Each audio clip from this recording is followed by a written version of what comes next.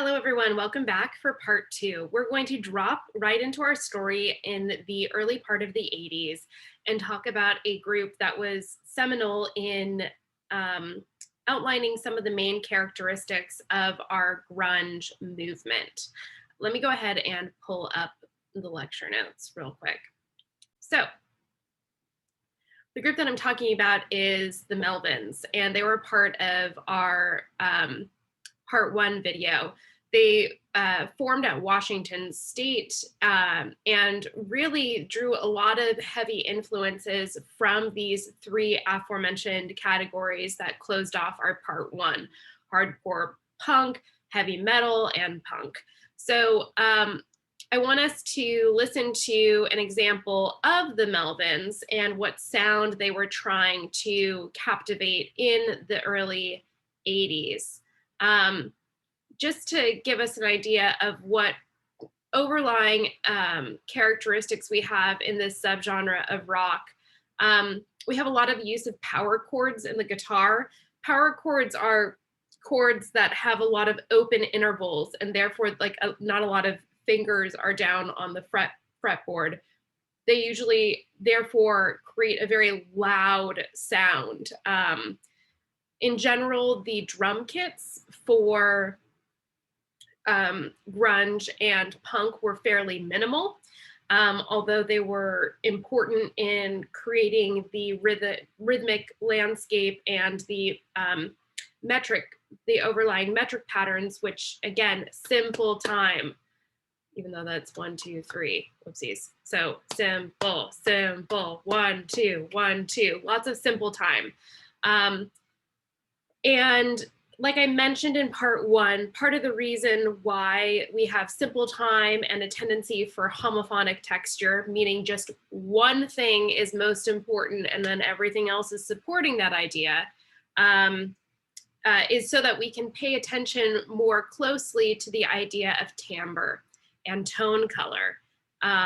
Not so much instrumentation, because the instrumentation is limited, but what colors that you can get out of each of these specific instruments, from the voice to the guitar. So we have a lot of distortion elements, intentional noise and feedback, and those are usually also things that you hear in those punk genres.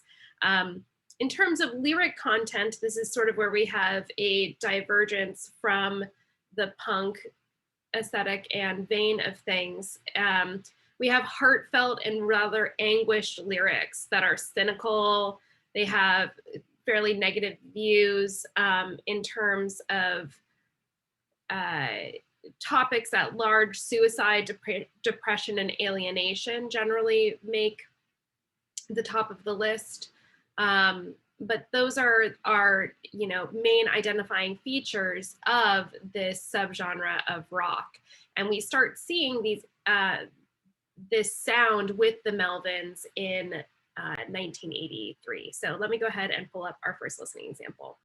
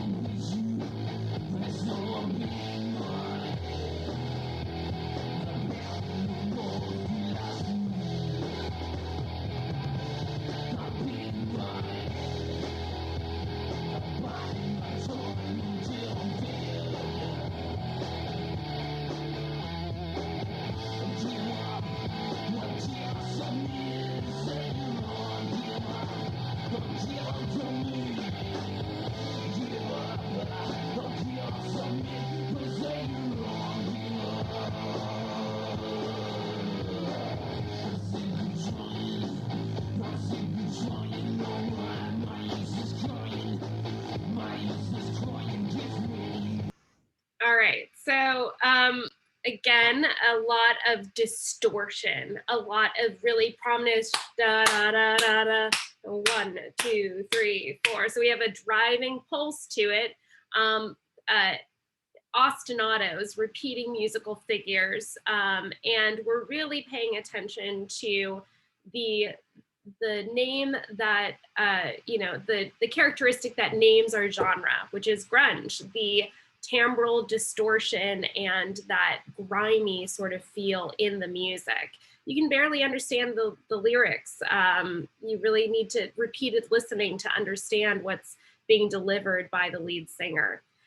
Going back to my lecture notes, a year later, so this is from 1984, but in that same year, we have the emergence of 2 other groups that are going to become very important in the grunge scene. Those are Green River and Soundgarden. And we're gonna start with Green River. Again, created in 1984, ends up splitting off into 2 different groups.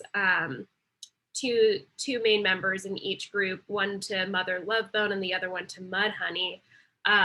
Whereas Soundgarden, established in 1984, ends up continuing being a group that is prominent and rivals Nirvana in its popularity in the mid 90s. So let's take a listen to Soundgarden first. Their early sound very specifically, because later on they were signed on to a major label, but initially were a part of Sub Pop Records, and we will talk about them after listening to Soundgarden and Green River. So let me go ahead and pull up our listening example.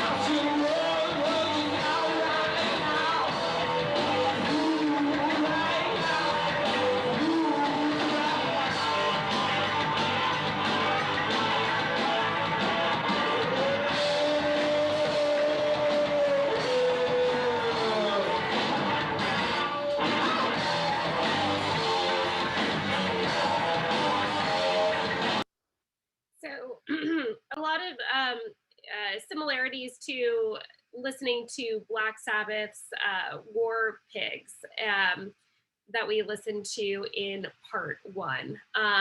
That same kind of not super aggravated presence, but a little bit more so than their rock predecessors, or heavy rock predecessors, heavy metal.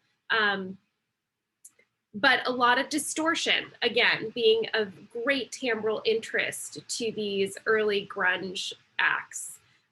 Again, Soundgarden ends up having a much different sound in the 90s, uh, perhaps venturing further away from grunge, but their initial um, aesthetic interests were very much in line with the emergence of this new genre.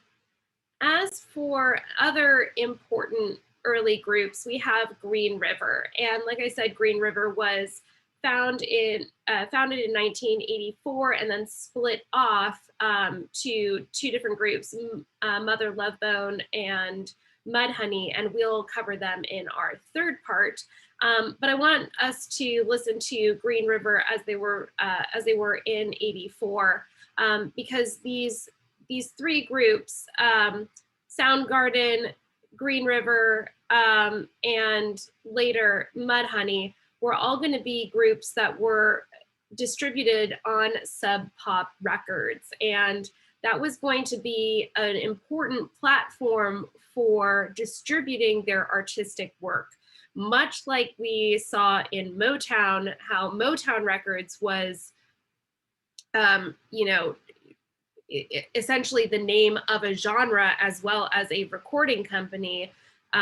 Sub Pop Records was to grunge in not quite a similar capacity, but close to it. They didn't have that kind of factory lineup way of trying to standardize the sound of grunge. That was very much against the core aesthetics of this genre. However, they were important in promoting the work of these early artists. So let's go ahead and listen to Green River.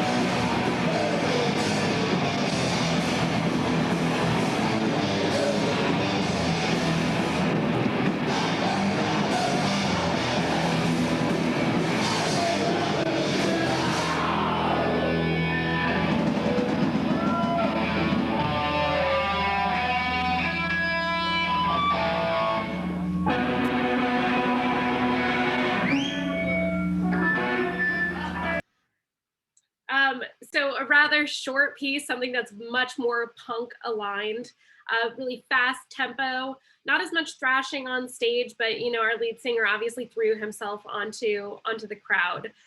So these are the early bands that are going to be a part of our grunge scene in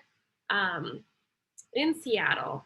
And Sub Pop Records, being formed in 1988, was going to be, again, really an important player in getting this music to reach further audiences. So I'm going to pull up our documentary and play a little bit more of it because it was starting to pick up on Sub Pop Records.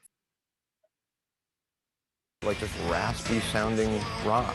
The heavy sound soon caught the ear of Bruce Pavitt and Jonathan Poneman, two guys who loved music but knew they couldn't play. They decided to start their own label, Sub Pop. Well, Bruce and I knew exactly what we were doing from the beginning. No, we had no clue. I decided to break my piggy bank, and he decided to hold up a couple of convenience stores, and we pooled our money together, and we said, let's make a go of this. One of the first records they released was Soundgarden's Screaming Life in October 1987. The first time I saw Soundgarden, they were amazing, and it was an incredible, thunderous experience. I was just blown away just by Chris, and came in here, I just thought it was just totally unique, totally original. To me, they were heavy. They were a 70s heavy band. Long hair, jamming, Zeppelin. That's what they sounded like, and they were good at it. By the fall of 1988, Sub Pop had put out records by half a dozen bands, including Green River, a group that embodied the two extremes of the Seattle sound. Green River was actually hugely influential. I think they were for sure the beginnings of what came later. They really sort of crystallized the scene. Green River frontman Mark Arm and guitarist Steve Turner had staunch indie ideals. Guitarist Stone Gossard and bassist Jeff Ament had arena-sized ambitions. Part of the band was real glammy looking and acting, and the other part of the band was like real punk and raw. A little bit of metal here and there. There's that grunge influence thing again, whatever that is. The conflict symbolized the scene's dueling influences and foreshadowed the turmoil success would bring. It split Green River in half. Some of the musicians wanted to go further toward the pop metal side, particularly Jeff Ament. They just wanted to. And that's where, our story for part 3 is going to pick up, is the divergence of Green River into two other groups, Mudhoney and Mother Love Bone. Again, because they were, one was sort of more interested in fame and fortune, and the other sort of more continuation and exploration of this grunge style. So when we pick up for our third part, we're going to turn our attention to what happens in the late 80s and early 90s. We're going to talk about those two aforementioned groups, but also take a look at Nirvana. Nirvana is going to be probably the band that's most commonly associated with this genre. And then we're going to also cover a little bit of the outgrowth of the grunge style into, again, some more rock-oriented subgenres, but also take a look at some prominent female voices like Riot Girl, Bikini Kill, etc. So looking forward to seeing you back for part 3 shortly.